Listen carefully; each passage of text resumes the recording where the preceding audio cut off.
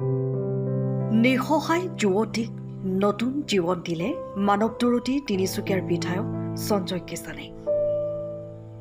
তিনিচুকীয়া চহৰৰ দুৰ্গাবাৰী অঞ্চলত যোৱা কেইবাদিন ধৰি এগৰাকী নিঃসহায় ৰোগীয়া যুৱতী ৰাস্তাৰ কাষত কাৰোবাৰ বাসগৃহৰ কাষত ৰ'দে বৰষুণে অসহায় অৱস্থাত পৰি আছিল।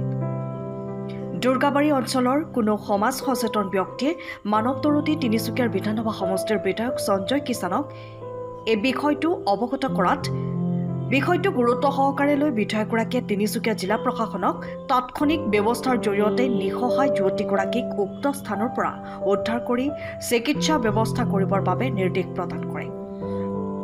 তিনিচুকীয়া জিলা প্ৰশাসনে আৰক্ষী বিভাগৰ জৰিয়তে নিঃসহায় যুৱতীগৰাকীক উদ্ধাৰ কৰি তিনিচুকীয়া অসামৰিক চিকিৎসালয়ত চিকিৎসা প্ৰদান কৰে। উক্ত ব্যৱস্থাৰ কাৰণে মানৱদৰদী তিনিচুকীয়াৰ বিধানসভা সমষ্টিৰ বিধায়ক সঞ্জয় কিষাণক সচেতন ৰাইজে ধন্যবাদ জ্ঞাপন কৰে।